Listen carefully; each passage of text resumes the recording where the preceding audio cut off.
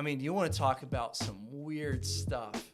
Try working in a church and being single. Like that was an eye-opening experience when I realized that like people are uncomfortable with like people's singleness. Do you have any encouragement for getting to know people if you're maybe a young adult that moves into a brand new city? Yeah. Well, I mean, starting at a church is obviously a great place to start if you're a follower of Jesus. Those are just going to be some of those like-minded people that like, you know, you want to do life with. That's what Jordan and I know we're really hungry for was obviously, yes, to see God move, but to also like do it with people. And so like, that's where you can find those people, hopefully.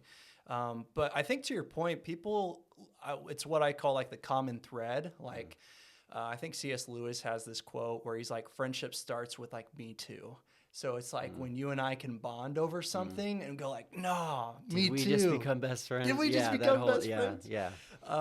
And so like whenever you're able to identify someone who shares like a similar hobby or interest or passion in life, and you have that like me too moment, it's like, oh man, did we just become best friends? Yeah. You know, and hopefully that just starts the path to having all sorts of dialogue and conversation. But I also know for some people, like when they have that Me Too moment, like unfortunately what can happen is like they feel boxed in by that in a way. Like after so long, you're talking about the same thing over and over again. Yeah.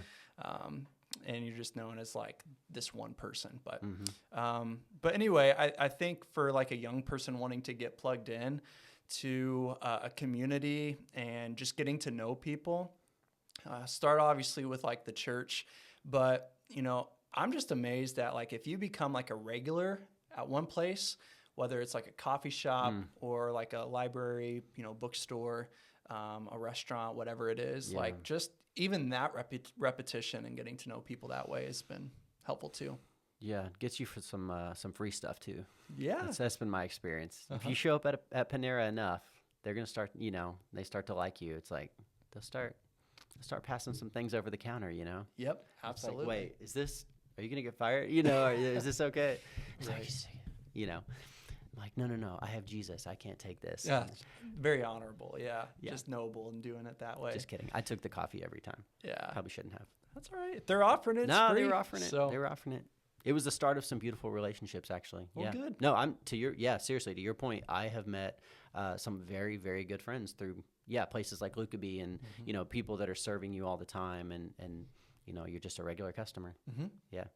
Build solid relationships. Did you feel lonely at times? I mean, young dude. Yeah. Oh, I mean, like the biggest thing for me. Trying to figure out what to do in the city. I mean, I'll be honest. The biggest thing for me was I went into college assuming I was going to find my wife. So Ring by spring, man. Right. I mean, chalk it up to Ring by Spring or Christian college or whatever. But like I knew like going in to college, like that was something I really wanted.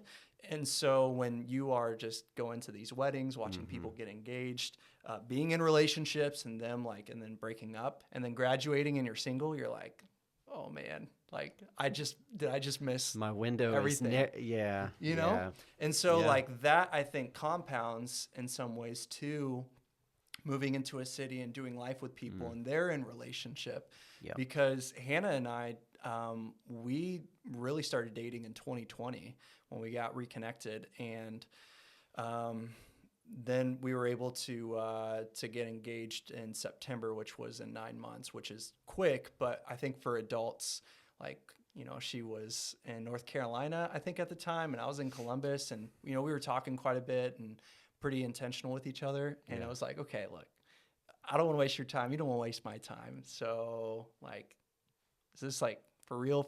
Yeah. And, you know, you just kind of move off that. But I think the biggest thing for me, like just being lonely was, you wanted a partner to do life with. And when you look around and see other people having that and you don't, you feel almost less than, you know, that's how I felt personally. It was like, no, I think that's common. Yeah, I really do.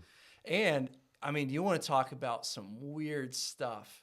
Try working in a church and being single. Like that was an eye-opening experience when I realized that like people are uncomfortable with like people's singleness, and or even more so, I think this is probably the larger issue, is people don't know how to have conversation.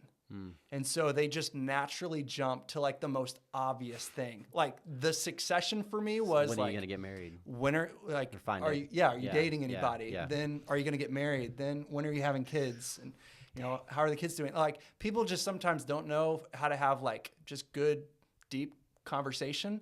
So they just jump to the most obvious thing. And I don't know. That was an eye-opening experience too. Just seeing that. So. Do you ever just like mess with something? Like, why would you ask me that? No, I never had the presence of mind to do that. Okay. But looking back, that would have been fun to do. Yeah, you could. Yeah, mess with some people hardcore, and they'd be like, "Yeah, I don't know. I guess why did I ask you?" Yeah. Oh, and also too, I think the other thing that I struggled with looking back then at like that point in time of my ministry was I felt, what's the word that I'm looking for? Not unqualified. Because I knew I was like qualified for ministry, like I could clearly demonstrate my calling and my giftings and things like that. But it's almost like being married gives you more credibility in ministry. And so like for me as a youth pastor, I just kind of struggled with that in some ways, just feeling like I wasn't as credible. Yeah. Maybe because I was single. Well, I think people view it, one, if you're married, they view you as like stable, sort of. Maybe I don't know that anybody would say it out loud, but almost like more trustworthy, especially with students, right? Like I don't know, it's not super common for churches to hire like a single youth pastor. Only if they're fresh out of college, which was my example. True. But even then, coming out of college, you have people who are engaged or in dating relationships or even married by that point. But